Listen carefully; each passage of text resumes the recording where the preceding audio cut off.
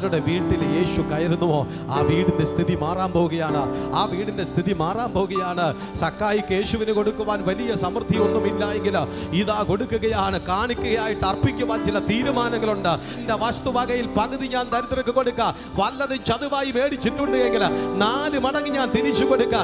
യേശു പ്രതീക്ഷിച്ചത് അവിടെ സംഭവിച്ചോ? സക്കായി പ്രതീക്ഷിച്ചതല്ല ആദ്യം സംഭവിച്ചത്. യേശു കർത്താവ് ഈ സക്കായിൽ നിന്ന് ഒന്ന് പ്രതീക്ഷിച്ചോ. എന്താണെന്നറിയാവോ? നീ ചതുവായി വാങ്ങിയത് ചിലതുണ്ട്, നിന്റെ വസ്തുവക അനധികൃതമായി സമ്പാദിച്ചതുണ്ട്. എനിക്ക് അതിനെക്കുറിച്ചൊരു എക്സ്പ്ലനേഷൻ വേണം. യേശുവിൽ നിന്ന് അവൻ പ്രതീക്ഷിച്ചതിന് മുമ്പ് യേശു പ്രതീക്ഷിച്ചത് അവൻ കൊടുത്തു. ലൂക്കോസ് 19-ാം അധ്യായത്തിൽ നിന്നാണ് അതിൻ്റെ 4-ാം വാക്യമാണ് ധ്യാനിക്കുവാൻ ദൈവം നമുക്ക് തന്നിരിക്കുന്നത്. എന്നാറെ അവൻ മുൻപോട്ടോടി അവനെ കാണേണ്ടതിനൊരു കാട്ടത്തിന്മേൽ കയറി യേശു ആ വഴി വരികയായിരുന്നു എന്നുള്ളത്. ദൈവം ഒരു വ്യക്തിയുടെ മാനസാന്തരത്തിന് വേണ്ടിയിട്ട് പ്രകൃതിയുമായി ഒരു ബന്ധം അല്ലെങ്കിൽ പ്രകൃതിയോടുള്ള ഒരു കണക്ഷൻ വെച്ചിട്ടുണ്ട്. ഇസ്രായേൽ ജനങ്ങളെ നോക്കുന്ന സമയത്തിൽ മാറയെ മധുരമാക്കുവാനും ഒരു മരച്ചില്ല അവിടെ ദൈവം വേർതിരിച്ച് വെച്ചിട്ടുണ്ടായിരുന്നു എന്നുള്ളത് നമുക്കവിടെ കാണുവാൻ കഴിയുന്നു. നാബോത്തിൻ്റെ കാലഘട്ടത്തിൽ ഒരു മുന്തിരിത്തോട്ടത്തെ അതിനോടനുബന്ധിച്ച് അതിനെ കണക്ട് ചെയ്തിരുന്നു എന്നുള്ളതിനെക്കുറിച്ച്, സോളമൻ രാജാവിനെക്കുറിച്ചും അദ്ദേഹത്തിൻ്റെ ജ്ഞാനത്തെക്കുറിച്ച് പറയുമ്പോൾ താമരയെക്കുറിച്ചും അതോടനുബന്ധിച്ച് വയലിലെ പുല്ലിനെക്കുറിച്ചും ഒക്കെ കർത്താവ് ഉപമകളിൽ വളരെ വ്യക്തമായി പഠിപ്പിച്ചു.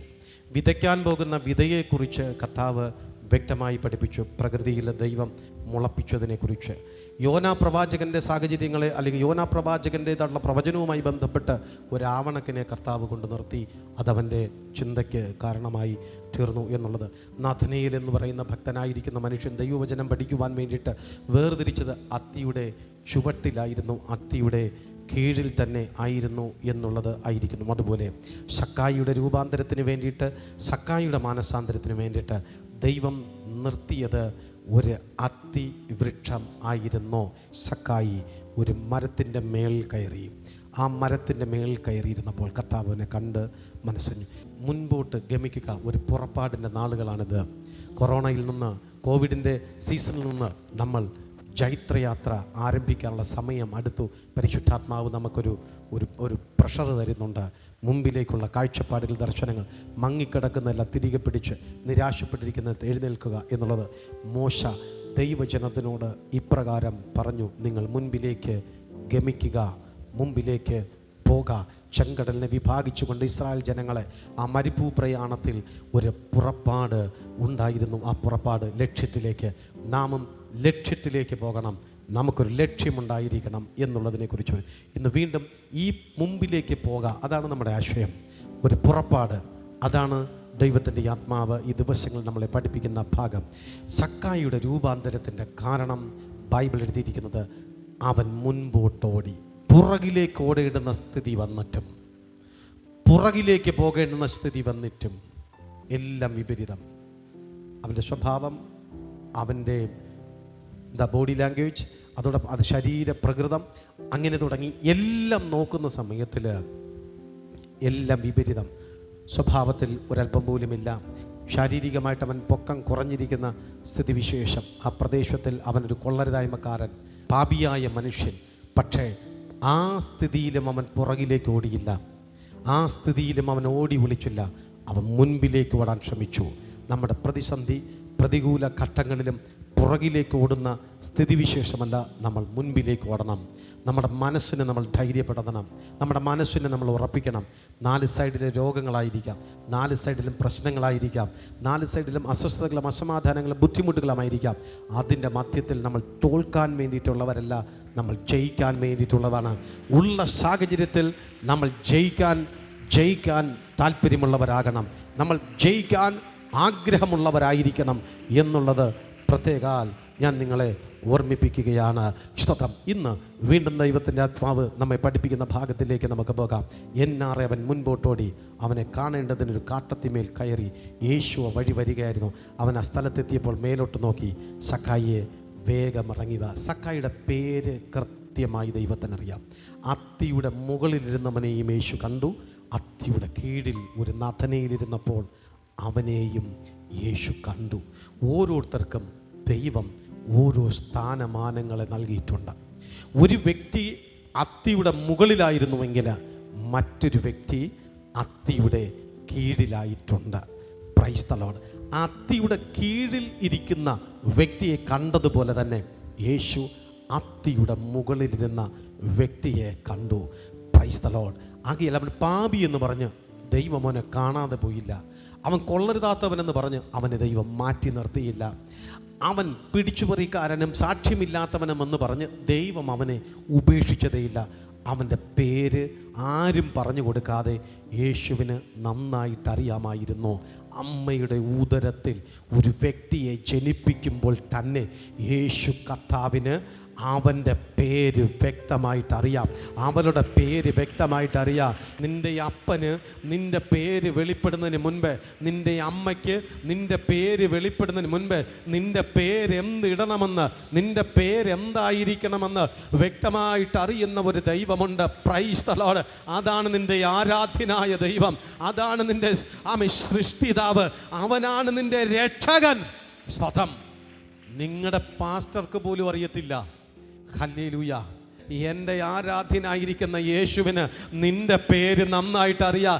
നീ ഏത് അത്തിയുടെ മേളിൽ കയറി ഒളിച്ചാലും ശരി തന്നെയാണ്. നീ ഏത് അത്തിയുടെ കീഴിൽ ചെന്നിരുന്നാലും ശരി തന്നെയാണ്. നീ ഏത് താഴ്വരയുടെ അടിത്തട്ടി ചെന്നിരുന്നാലും ശരി തന്നെയാണ്. നീ ഏത് മലയുടെ മുകളിൽ ചെന്നിരുന്നാലും ശരി തന്നെ. നിന്റെ പേര് തെറ്റാതെ വിളിക്കുന്നതാണ് യേശുവിന്റെ പ്രത്യേകത. ആർക്ക് എൻ്റെ പേരറിയത്തില്ല എങ്കിൽ എൻ്റെ പേരറിയാവുന്ന ഒരു ദൈവമുള്ളതിനായി സ്തോത്രം. എൻ്റെ പേരറിയാവുന്ന ഒരു ദൈവം എനിക്കുള്ളതിനായി സ്തോത്രം. Price the Lord. അതിൻ്റെ ആ പ്രത്യേകത ദൈവമക്കൾക്ക് ഫീൽ ചെയ്തിട്ടുണ്ടോ? Hallelujah, hallelujah, hallelujah. ഒരു വളരെ പ്രധാനപ്പെട്ട ഒരു ഓഫീസിലേക്ക് കടന്നു വരുമ്പോൾ, വളരെ പ്രത്യേകതയുള്ള സ്ഥലത്തിലേക്ക് ചെല്ലുമ്പോൾ എനിക്ക് അനുഭവിച്ചിട്ടുണ്ട്. ഞാൻ ചില ആവശ്യങ്ങളുമായിട്ട് ബാങ്കിലേക്കൊക്കെ പോയിട്ട് ഞാൻ അവിടെ ചെന്ന് വിസിറ്റേഴ്സ് ഇരിക്കുന്ന സ്ഥലത്തിരിക്കുമ്പോഴത്തേക്ക് സ്തോത്രം അകത്തിരുന്നിട്ട് ആരുടെ മാനേജർ ഷാജി സാറിനെ ഇങ്ങോട്ട് പറഞ്ഞുവിടെ എൻ്റെ പേരെടുത്ത് പറയുമ്പോൾ എനിക്കൊരു സന്തോഷമുണ്ട്. ഇവിടെ ഇരിക്കുന്ന ആർക്ക് എൻ്റെ പേരറിയത്തില്ലെങ്കിൽ അകത്തിരുന്ന മാനേജർക്കെങ്കിലും എൻ്റെ പേരറിയാമല്ലോ, എന്നെ വിളിച്ചത് വളരെ സന്തോഷമെന്ന്. അങ്ങനെ സാധാരണ ഒരു ബാങ്കിലെ ഉദ്യോഗസ്ഥനോ ബാങ്ക് മാനേജരോ നമ്മുടെ പേര് പറഞ്ഞ് ആമേൻ നമ്മൾ അത് ഇൻവൈറ്റ് ചെയ്യുമ്പോൾ നമുക്ക് വലിയ സന്തോഷമാണ്. എങ്കിൽ രാജാതി രാജാവും കർത്താതി കർത്താവിന് നിന്റെ പേരറിയാ. ഹല്ലേലൂയ. നീ ബാങ്കിൽ പോയപ്പോൾ ആരും നിന്നെ മൈൻഡ് ചെയ്തില്ല. നീ അയൽക്കൂട്ടത്തിന് പോയപ്പോൾ ആരും നിന്നെ മൈൻഡ് ചെയ്തില്ല. നീ ഒരു ഗവൺമെന്റ് ഓഫീസിൽ പോയപ്പോൾ ആരും നിന്നെ ശ്രദ്ധിച്ചില്ല. ഹല്ലേലൂയ. നീ ബന്ധുക്കളുടെ പോയപ്പോൾ ആരും നിന്നെ ശ്രദ്ധിച്ചില്ല. നീ ഒരു കല്യാണ വീട്ടിൽ പോയപ്പോൾ ആരും നിന്നെ അറിഞ്ഞില്ല. ആ പയ്യനെ വിളിക്കുന്നതായിരിക്കും പറഞ്ഞത്, ആ കറുത്ത ഷർട്ടുകാരനെ വിളിക്കുക, ആ ചുരിദാറിട്ടോണ്ടിരിക്കുന്ന പെങ്കൊച്ചിനെ വിളിക്കുക എന്നൊക്കെ ആയിരിക്കാം പലരും പറഞ്ഞത്. അവർക്കൊക്കെ പേരറിയാണ്ടിരിക്കുമ്പോൾ നിന്നെ നീ അറിയുന്നതിനേക്കാൾ നിന്നെ വ്യക്തമായിട്ട് അറിയുന്ന ഒരു യേശുവിന് നിന്റെ പേര് നന്നായിട്ട് അറിയാൻ സുഹൃത്തേ. Price the Lord. ഈ 12 വർഷക്കാലമായി ബ്ലീഡിംഗ് രോഗത്താൽ ഭാരപ്പെട്ട ഒരു സ്ത്രീയുടെ പേര് യേശു വിളിച്ചില്ലാന്നേ. അവൾ രോഗശാന്തിക്ക് ആവശ്യപ്പെട്ട് ആഗ്രഹിച്ച് കടന്നു വന്നു. ആമീൻ. അവൾക്കിട്ട പേരെന്നാ? 12 വർഷക്കാലമായി ബ്ലീഡിംഗ് രോഗത്ത് ഭാരപ്പെട്ട സ്ത്രീ എന്നാണ് അവളെ വിളിച്ച്. ഒരു കനാന്യ സ്ത്രീ വന്നേ. ആ സ്ത്രീയുടെ പേര് അവിടെ വെളിപ്പെടുത്തിയില്ല. പക്ഷേ പാപിയായിരിക്കുന്ന, കൊള്ളരുതായ്മകളിലൂടെ നടക്കുന്ന, ആർക്കും വേണ്ടാണ്ടിരിക്കുന്ന, അഡ്രസ് ഇല്ലാണ്ടിരിക്കുന്ന, അല്ലെങ്കിൽ കിംവദന്തികൾ മാത്രം പറഞ്ഞു പറത്തുവാൻ കഴിയുന്ന സക്കായ യേശു പയ്യ എന്നല്ല, പുരുഷ എന്നല്ല, സക്കായിയെ വേഗം ഇറങ്ങി വാ പേര് വിളിച്ചു. അതിൻ്റെ ആഴം ദൈവജനം തിരിച്ചറിയണം. ഒരു പാപിയോടുള്ള ദൈവത്തിൻ്റെ സ്നേഹത്തിൻ്റെ ആഴമാണ്. ഒരു പാപിയായിരിക്കുന്ന ഒരു വ്യക്തിയുടെ സ്നേഹം അത് ആത്മാവിൽ നിങ്ങളൊന്ന് തിരിച്ചറിയണം. നിൻ്റെ പേര് ഒരു ഉന്നത ഉദ്യോഗസ്ഥൻ വിളിക്കുമ്പോൾ, നിൻ്റെ പേര് വളരെ പ്രധാനപ്പെട്ട അല്ലെങ്കിൽ മന്ത്രി നിൻ്റെ പേര് പറഞ്ഞ് സംബോധന ചെയ്യുമ്പോൾ നിനക്കുണ്ടാകുന്നൊരു സുഖമുണ്ടല്ലോ, സന്തോഷമുണ്ടല്ലോ, അതിനേക്കാൾ എത്രയോ 10 മടങ്ങ് വലുതായിരിക്കും. യേശു കർത്താവ് നിൻ്റെ പേര് അറിയുമ്പോൾ ഇന്ന് മനസ്സിനെ ഉറപ്പിക്കണം. ചഞ്ചലിച്ച് കിടക്കുന്ന, ഇളകിക്കിടക്കുന്ന, ടെൻഷൻ പിടിച്ചു നടക്കുന്ന നിൻ്റെ മനസ്സിനെ നീ ഉറപ്പിക്കണം. നിൻ്റെ പേര് അറിയാവുന്ന ഒരു രക്ഷിതാവ് നിനക്കുണ്ട്. നിൻ്റെ പേരെന്താണെന്ന് വ്യക്തമായിട്ട് അറിയുന്ന ഒരു ദൈവമുണ്ട്. അങ്ങനെയാണെങ്കിൽ നിൻ്റെ രോഗിയായി കിടക്കുന്ന കുഞ്ഞിൻ്റെ പേര് അവന് നന്നായിട്ട് അറിയാം. നിൻ്റെ രോഗിയായി കിടക്കുന്ന ഭർത്താവിൻ്റെ പേര് അവന് നന്നായിട്ട് അറിയാം. പിന്നെ നീ നാളെക്കുറിച്ച് എന്തിന് വ്യാകുലപ്പെടണം? നിൻ്റെ പേരും നിൻ്റെ മക്കളുടെ പേരും നിൻ്റെ കുടുംബാംഗങ്ങളുടെ പേരും അറിയാകുന്ന ഒരു രക്ഷകൻ സ്വർഗത്തിൽ നിനക്ക് വേണ്ടിയിട്ട് മധ്യസ്ഥ വഹിച്ചു കൊണ്ടിരിക്കുന്നുവെങ്കിൽ നാളെ എന്താകുമെന്ന് നീ വ്യാകുലപ്പെടുകയല്ല. എൻ്റെ ദൈവത്തിൻ്റെ കരങ്ങളിലേക്ക് ഞാൻ എന്നെ തന്നെ ഏൽപ്പിക്കുകയാണ്. എൻ്റെ പേരറിയാവുന്ന ദൈവം എൻ്റെ ഭാവിയെ സുരക്ഷിതമാക്കുക, എൻ്റെ കുഞ്ഞിൻ്റെ ഭാവിയെ സുരക്ഷിതമാക്കുക, എൻ്റെ കുടുംബത്തിൻ്റെ ഭാവിയെ സുരക്ഷിതമാക്കുക, എൻ്റെ സാമ്പത്തിക ഭാവിയെ സുരക്ഷിതമാക്കും. എൻ്റെ സകല വിഷയങ്ങളിലും അവൻ സകലവും സുരക്ഷിതമാക്കും. ഹല്ലേലൂയ. നിനക്ക് വിശ്വസിക്കുവാനായി കഴിയണം. ഈ ടെൻഷൻ മുഴുവനും ചുമന്നുകൊണ്ട് നടക്കരുത്. ഈ ബുദ്ധിമുട്ട് മുഴുവനും ചുമന്നുകൊണ്ട് നടക്കരുത്. ആ കർത്താവിൻ്റെ കരങ്ങളിലേക്കൊന്ന് ഏൽപ്പിച്ചു കൊടുക്കണം. ആ ദൈവത്തിൻ്റെ കരങ്ങളിലേക്ക് നീ പൂർണ്ണമായി പരമേൽപ്പിച്ചു കൊടുക്കണം. എന്നിട്ട് ഫ്രീ ആകണം. എല്ലാം ദൈവത്തിൻ്റെ കരങ്ങൾ കൊടുത്ത് അവൻ നോക്കിക്കൊള്ളും. അവൻ സൂക്ഷിക്കും, അവൻ പരിപാലിക്കും, അവൻ അനുഗ്രഹിക്കും. ആർക്കും വേണ്ടാണ്ട് കിടന്ന എല്ലാറ്റിനെയും സൂക്ഷിച്ചില്ലയോ? രോഗികളായി വഴിവക്കിൽ കിടന്ന തിമായുടെ മകനെ ബർത്തിമായോട്, പോക, നിന്റെ വിശ്വാസം പോലെ ഭവിക്കട്ടെ, പുറപ്പെട്. അതുവരെയും ഒരു പുതപ്പിൽ മാത്രം ആശ്രയം വെച്ച്, അതുവരെയും ഒരു പുതപ്പിൽ മാത്രം കിടന്ന്, എൻ്റെ ജീവിതം മുഴുവനും ഈ പുതപ്പിലാണ്. ഇവിടെ മഴ വരുമ്പോൾ ഞാൻ ഈ പുതപ്പെടുത്ത് മൂടും, വെയിൽ വരുമ്പോൾ ഈ പുതപ്പെടുത്ത് മൂടും. ഇത് മൂടി പുതച്ചത് ഇത് മുഷിഞ്ഞു. എന്നാലും കുഴപ്പമില്ല, എൻ്റെ ജീവിതം ഇവിടെയാണ്, ഈ പുതപ്പിലാണ് ഞാൻ ശരണപ്പെട്ടിരിക്കുന്നത് എന്ന് പറഞ്ഞ് അവിടെ കടന്ന പിച്ചക്കാശ് കൊണ്ട് മാത്രം ജീവിച്ചു വന്നവൻ യേശുവുമായിട്ട് കൂട്ടിമുട്ടിയ സമയത്തിലേക്ക് കർത്താവ് പറഞ്ഞത്, പോക, നിന്റെ വിശ്വാസം നിന്നെ രക്ഷിക്കും. വിളിച്ചപ്പോൾ പലരും വിളിക്കരുതെന്ന് പറഞ്ഞു. അതെ, നിലവിളിച്ചപ്പോൾ പലരും നിലവിളിക്കരുതെന്ന് പറഞ്ഞു. സ്വാഭാവികം, നമ്മെ മടുപ്പിക്കുവാൻ ഒരുപാട് പേരുണ്ടായിരിക്കും, നമ്മെ തളർത്തിക്കളയുവാൻ ഒരുപാട് പേരുണ്ടായിരിക്കും. പക്ഷെ നമ്മൾ എഴുന്നേൽപ്പിക്കുന്ന ഒരു യേശുവിനോടാണ് നമ്മൾ വിളിക്കുന്നത്, നിലവിളിക്കുന്നത്. മറക്കരുത്. ഹല്ലേലൂയ. പുറപ്പാടില്ലാണ്ടിരുന്ന ഒരു കുരുടൻ്റെ അടുക്കലേക്ക് കടന്നു ചെന്നിട്ട് പുറപ്പെടുക. ഇവിടെ കിടക്കാനുള്ളവനല്ല നീ. ഇവിടെ കിടന്നത് മതി. ഇവിടെ കിടന്ന് നിരാശപ്പെട്ടത് മതി. ഇവിടെ തളർന്ന് കിടന്നത് മതി. ഇവിടെ ഭാരപ്പെട്ട് കിടന്നത് മതി. ഇവിടെ കിടന്ന് ഭിക്ഷയെടുത്തത് മതി. മറ്റുള്ളവന്റെ മുമ്പിൽ കൈ നീട്ടിയത് മതി. നിനക്കൊരു ദൂരെ യാത്രയുണ്ട്. കുരുടാ, തിമായുടെ മകനായ ബർത്തിമായേ, എഴുന്നേൽക്ക്, പോകാ. കുരുടനെ പോലെ അതെ ഒരു പുതപ്പിൽ മാത്രം ആശ്രയം വെച്ച്, ഒരു കട്ടിലേൽ മാത്രം ആശ്രയം വെച്ച്, ഒരു ഭവനത്തിൽ മാത്രം ആശ്രയം വെച്ച്, നിൻ്റെതായിട്ടുള്ള ജീർണിച്ച ചില സ്വപ്നങ്ങളെ മാത്രം ആശ്രയം വെച്ച് ഒരിഞ്ച് മുൻപിലേക്ക് പോകുവാൻ കഴിയാതെ ക്ഷീണിച്ച് കിടക്കുന്ന, തളർന്നു കിടക്കുന്ന ആരെങ്കിലും എന്നെ ശ്രദ്ധിച്ചു കൊണ്ടിരിക്കുന്നുവെങ്കിൽ ഇന്ന് പരിശുദ്ധാത്മാവ് നിന്നെ നോക്കി പറയുകയാണ്, നിനക്കൊരു പുറപ്പാടുണ്ട്, നിനക്കൊരു യാത്രയുണ്ട്, നിനക്ക് ദൂരയാത്ര ചെയ്യുവാനായിട്ടുണ്ട്. ആമേൻ. കൊറോണ കാലത്തിൻ്റെ പേര് പറഞ്ഞ്, ആമേ, കോവിഡിന്റെ പേര് പറഞ്ഞ് ക്ഷീണിച്ചു കിടന്നത് മതിയാക്ക്, ഒതുങ്ങിക്കിടന്നത് മതിയാക്ക്, മനസ്സുകൊണ്ട് മരവിച്ചത് മതിയാക്ക്, ആത്മധൈര്യം ചോർന്നു പോയത് മതിയാക്ക്, പുറപ്പെടുക. ചെങ്കടൽ നിന്നെ തോൽപ്പിക്കത്തില്ല, മരുഭൂമിയുടെ ചൂട് നിന്നെ തളർത്തിക്കളയത്തില്ല, പറവൂരിന്റെ ശക്തികൾ നിന്നെ തോൽപ്പിച്ച് കളയത്തേയില്ല. അതെ, ഭക്ഷണത്തിന്റെ ക്ഷാമം നിന്നെ തകർത്ത് കളയത്തില്ല. ശത്രുതകളും അന്യാരാധന ശക്തികളും നിന്നെ ഒന്നുമേ ചെയ്യത്തില്ല. നീ മരുഭൂമിയിലൂടെ പുറപ്പെടണം. ആകയാൽ ആമൻ പേരില്ലാത്തവന് പേര് കൊടുത്ത്, ആമൻ പേരറിഞ്ഞുകൂടാത്തവൻ്റെ പേരിനെ മനസ്സിലാക്കി അവൻ്റെ സ്ഥിതിഗതികൾക്ക് മാറ്റം വരുത്തി, അവൻ്റേതായിട്ടുള്ള സ്വപ്നങ്ങളെ സാക്ഷാത്കരിച്ച്, അവൻ്റെ പരാജയങ്ങളെ വിജയമാക്കി, അവൻ്റെ താഴ്ചകളെ ഉയർച്ചയാക്കി സ്വർഗത്തിലെ കർത്താവ് അനേക വ്യക്തി ജീവിതങ്ങളെ രൂപാന്തരപ്പെടുത്തിയെങ്കിൽ, വിദ്യാഭ്യാസം നോക്കാതെ, കഴിവ് നോക്കാതെ, പ്രാഗൽഭ്യങ്ങൾ നോക്കാതെ അവരെ അനുഗ്രഹിച്ചുവെങ്കിൽ, നിനക്കും ഒരുപിടി അനുഗ്രഹമുണ്ട്, നിനക്കും ഒരുപിടി സ്വപ്നങ്ങൾ പ്രാപിച്ചെടുക്കുവാനുണ്ട്, നിനക്കും ദൈവത്തിൽ നിന്ന് ചിലത് നേടിയെടുക്കുവാനുള്ള സമയങ്ങൾ അടുത്തിരിക്കുകയാ. അങ്ങനെ കർത്താവ് പറഞ്ഞു, ഇന്ന് നിന്റെ വീട്ടിൽ ഒരു ഗസ്റ്റ് ഉണ്ട്. ആ ഗസ്റ്റ് എന്ന് പറയുന്ന സമയത്തിലേക്ക് സാധാരണ ആരെങ്കിലും ആയിരിക്കും വല്ല ഉണക്കമീനാലും ചുട്ടുകൊടുത്താലും മതിയാകും എന്ന് വിചാരിച്ച് അങ്ങനെയുള്ള ഒരു ഗസ്റ്റ്. പക്ഷേ യേശു പറഞ്ഞത് വേറെ ഒരു ഗസ്റ്റുമല്ല, ഇന്ന് ഞാൻ നിൻ്റെ വീട്ടിൽ അത്താഴം കഴിക്കാൻ വരുന്നു. അവൻ വാതിൽക്കൽ നിന്ന് മുട്ടുന്നു. ആരെങ്കിലും എൻ്റെ ശബ്ദം കേട്ട് വാതിൽ തുറന്നാൽ അവൻ എന്നോടും ഞാൻ അവനോടും കൂടി അത്താഴം കഴിക്കും. അത് പണ്ടേ കർത്താവിൻ്റെ ഇഷ്ടമാണ്. ഒരു ദൈവത്തിൻ്റെ പൈതൽ എവിടെ ചെന്ന് ഒളിച്ചാലും അവന് ഹൃദയം തുറന്നു കൊടുക്കാനൊരു മനസ്സുണ്ട് എങ്കിൽ ആകയാൽ അവൻ്റെ വീട്ടിൽ പോയി ഭക്ഷണം കഴിക്കുന്ന ഒരു കർത്താവാണ് നമ്മുടെ കർത്താവ്. അവൻ ബന്ധപ്പെട്ടിറങ്ങി സന്തോഷത്തോടെ അവനെ കൈക്കൊണ്ട് കണ്ടവരെല്ലാം ഭാവിയായ ഒരു മനുഷ്യനെ പാർപ്പാൻ പോയി എന്ന് പറഞ്ഞു. സക്കായിന്ന് കർത്താവിനോട്, കർത്താവേ, യെസ്.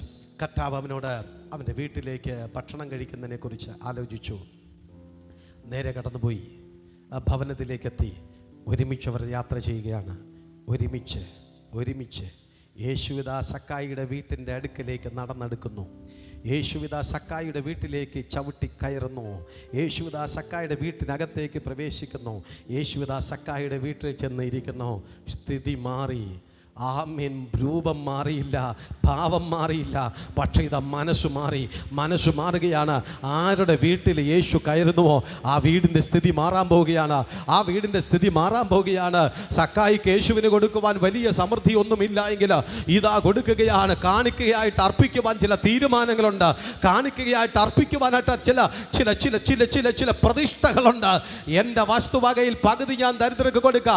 വല്ലതും ചതുവായി മേടിച്ചിട്ടുണ്ട് എങ്കിൽ 4 മടങ്ങ് ഞാൻ തിരിച്ചു കൊടുക്കുക. യേശു പ്രതീക്ഷിച്ചത് അവിടെ സംഭവിച്ചോ? സക്കായി പ്രതീക്ഷിച്ചതല്ല ആദ്യം സംഭവിച്ചത്. യേശു കർത്താവ് ഈ സക്കായിൽ നിന്ന് ഒന്ന് പ്രതീക്ഷിച്ചോ.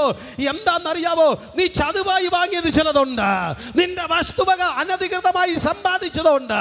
എനിക്ക് അതിനെക്കുറിച്ചൊരു എക്സ്പ്ലനേഷൻ വേണം. യേശുവിൽ നിന്ന് അവൻ പ്രതീക്ഷിച്ചതിന് മുമ്പ് യേശു പ്രതീക്ഷിച്ചത് അവൻ കൊടുത്തു. യേശു കർത്താവിൻ്റെ അടുക്കലേക്ക് കടന്നു ചെന്നു. നിത്യജീവനെ അവകാശമാക്കാൻ ഞാൻ എന്നാ ചെയ്യണമെന്ന് ചോദിച്ചു. അപ്പോൾ കർത്താവ് പറഞ്ഞു, വേറെ കുഴപ്പമൊന്നുമില്ല, പ്രശ്നം നിൻ്റെ അയൽക്കാരനെ നിന്നെപ്പോലെ തന്നെ, കൂട്ടുകാരനെ നിന്നെപ്പോലെ തന്നെ സ്നേഹിക്കണം എന്ന് കർത്താവ് പറഞ്ഞു. അയ്യോ, അത് പണ്ട് മുതൽ എൻ്റെ അപ്പൂപ്പൻ്റെ കാലം മുതലേ ഞങ്ങൾ എല്ലാ കാര്യങ്ങളും ചെയ്യുന്നു. ഞങ്ങൾ പാരമ്പര്യ ക്രിസ്ത്യാനികളാണ്. ഞങ്ങൾ രക്ഷിക്കപ്പെട്ട് സ്നാനപ്പെട്ട അന്യഭാഷയിൽ അഭിഷേകത്തിൽ പ്രവചന ശുശ്രൂഷയുള്ള പ്രാർത്ഥനയിലാണ് ഞങ്ങൾ പൊയ്ക്കൊണ്ടിരിക്കുന്നത്. കറക്റ്റ്, അതെല്ലാം പണ്ട് മുതലേ ചെയ്തു. ഓഹോ, അങ്ങനെയാണെങ്കിൽ നിനക്കുള്ളതെല്ലാം വിറ്റ് നീ ദരിദ്രർക്ക് കൊടുക്കുന്നു. ആ സ്നാനപ്പെട്ടവൻ കൊടുത്തോ? തിരുവത്താഴം എടുക്കുന്ന പുള്ളി കൊടുത്തോ? 3-4 തലമുറ പാരമ്പര്യം പറയാൻ പറ്റുന്ന പുള്ളി കൊടുത്തോ? കൊടുക്കത്തില്ല, പറ്റത്തില്ല. ഇവനെ കണ്ണുകൊണ്ട് കണ്ട അന്നേ ദിവസം കൊണം പിടിക്കൂല എന്ന് പറഞ്ഞ സക്കായി കണ്ട യേശു എന്നെ അവൻ്റെ വീട്ടിൽ പോകണം. കർത്താവിന് ഇത്രയും അറിവില്ലാത്ത ആളായി പോയല്ലോ എന്ന് പറഞ്ഞ നാട്ടിൽ ആർക്കും വേണ്ടാത്ത കൊള്ളരുതായ്മക്കാരനായ പാപിയായ സക്കായി പറഞ്ഞു, എൻ്റെ വസ്തുവക വിറ്റ് ഞാൻ ദരിദ്രർക്ക് കൊടുക്കാം. നീതിമാന്മാർ ചെയ്യാത്ത ചിലത് പാപികൾ ചെയ്യും. ഹല്ലേലൂയ. കുറെ പാപികളെ തലയിലെടുത്തുകൊണ്ട് നടക്കുന്ന സമയത്തിൽ, ചില പാപികളെ അണച്ചു പിടിച്ചുകൊണ്ട് നടക്കുന്ന സമയത്തിൽ ലോകം നിന്നെ ഒരുപക്ഷെ കുറ്റം പറഞ്ഞെന്നിരിക്കുക. പാപികളിൽ പ്രധാനിയാണ് ഇതാ പോകുന്നത്. അതിൽ ബാക്കിയുള്ള എല്ലാമാരും തരികിട പാർട്ടികളാണ്. അതാ യേശു ഇതാ അവൻ്റെ വീട്ടിലാണ് ചെന്ന് പാർട്ടി കൂടാൻ പോകുന്നത്.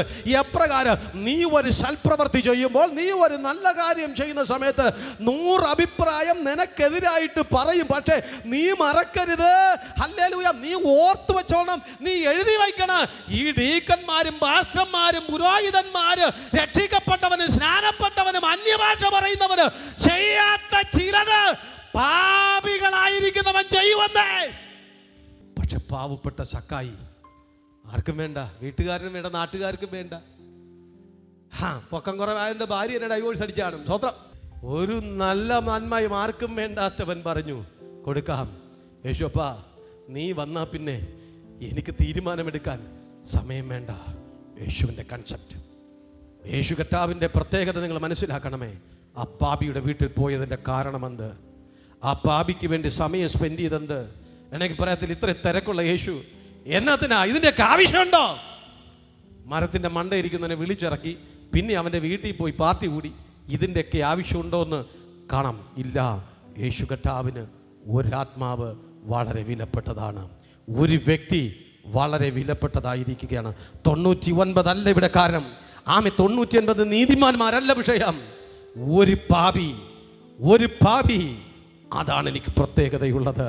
കാരണം കർത്താവിനറിയാം, ഈ നീതിമാന്മാരെന്ന് പറഞ്ഞ് നടക്കുന്നവന്മാർ ചെയ്യാത്ത കാര്യങ്ങൾ ഈ പാപി ചെയ്യും. ഇവൻ സ്വർഗരാജ്യത്തിൻ്റെ അവകാശിയാകും. ഇവർ ദൈവത്തിൻ്റെ മക്കളായി തീരും. ഇവർ ദൈവത്തിന് പ്രയോജനപ്പെടുന്നവരായി തീരും. എന്നെ ടെലിവിഷനിലൂടെ കേൾക്കുന്നവരെ, നേരിട്ട് കേട്ടുകൊണ്ടിരിക്കുന്നവരെ, നീ ഒരു പാപിയാണെന്ന് മുദ്ര കുത്തി, നീ ഒരു കൊള്ളരായ്മക്കാരെന്ന് മുദ്ര കുത്തി, നിന്നെ സമൂഹം പുറന്തള്ളി, കൂട്ടുകാർ പുറന്തള്ളി, വേണ്ടപ്പെട്ടവർ പുറന്തള്ളി, സുഹൃത്തുക്കൾ പുറന്തള്ളി, എല്ലാവരും നിന്നെ ഉപേക്ഷിച്ചിട്ടുണ്ടെങ്കിൽ നിന്നെ ഇവനും അബ്രഹാമിൻ്റെ മകനെന്ന് വിളിച്ച് എൻ്റെ മോനാന്ന് പരിചയപ്പെടുത്തുന്ന ഒരു യേശുവിനെ മറക്കരുത്. യേശു പറഞ്ഞു, ഇവൻ എൻ്റെ മോനാ, ഒരു നാണക്കേടുമില്ല, ഒരു മാനക്കേടുമില്ലാതെ യേശു പറഞ്ഞു, ഇവൻ എൻ്റെ മകനാണ്. ആ യേശുവിന് അവന് വിശ്വാസമുണ്ടായിരുന്നു. ന്യായശാസ്ത്രിക്ക് ചെയ്യാൻ കഴിയാത്തത് യേശു കർത്താവ് പ്രാപിച്ചെടുത്തത്, യേശു നേടിയെടുത്തത്, യേശു പ്രതീക്ഷിച്ചത് സക്കായി കൊടുത്തു. നിനക്ക് കൊടുക്കാൻ കഴിയണം നിന്റെ ജീവിതത്തെ, നിനക്ക് കൊടുക്കാൻ കഴിയണം നിന്റെ ആയുസ്സിനെ, നിനക്ക് കൊടുക്കുവാൻ കഴിയപ്പെടണം നിന്റെ കഴിവുകളെ, നിനക്ക് കൊടുക്കുവാൻ കഴിയപ്പെടണം നിന്റെ നിന്റെ നിന്റെ എല്ലാം എല്ലാം എല്ലാം. ഹല്ലേലൂയ. നിന്റെ സമയമാകട്ടെ, നിന്റെ ആരോഗ്യമാകട്ടെ, നിന്റെ കഴിവുകളായിക്കൊള്ളട്ടെ, എല്ലാം നിന്നെ സ്നേഹിക്കുന്ന യേശുവിന് വേണ്ടി കൊടുക്കാൻ നീ തയ്യാറായിരിക്കണം. ന്യായശാസ്ത്രിമാർക്കും പുരോഹിതന്മാർക്കും പാസ്റ്റർമാർക്കും വേണ്ടപ്പെട്ടവർക്കും വലിയ വലിയ ആൾക്കാർക്ക് ചെയ്യുവാൻ കഴിയപ്പെടാത്ത പലതും പാപിയായിരിക്കുന്ന നിനക്ക് ചെയ്യാൻ കഴിയുമെന്ന് യേശുവിന് നന്നായിട്ട് അറിയാം. അതുകൊണ്ടാണ് നീ ഓടിയിട്ട് നിന്നെ ഉപേക്ഷിക്കാതെ, നീ പിന്മാറിപ്പോയിട്ട് നിന്നെ വിടാതെ, ഒരു നിഴല് പോലെ നിന്റെ പുറകെ നടന്ന്, നിന്റെ പുറകെ പത്രോസേ നീ പിന്മാറിപ്പോയിട്ട് ആ കടലിന്റെ പുറകെ നിന്നെ തേടി വന്നത്.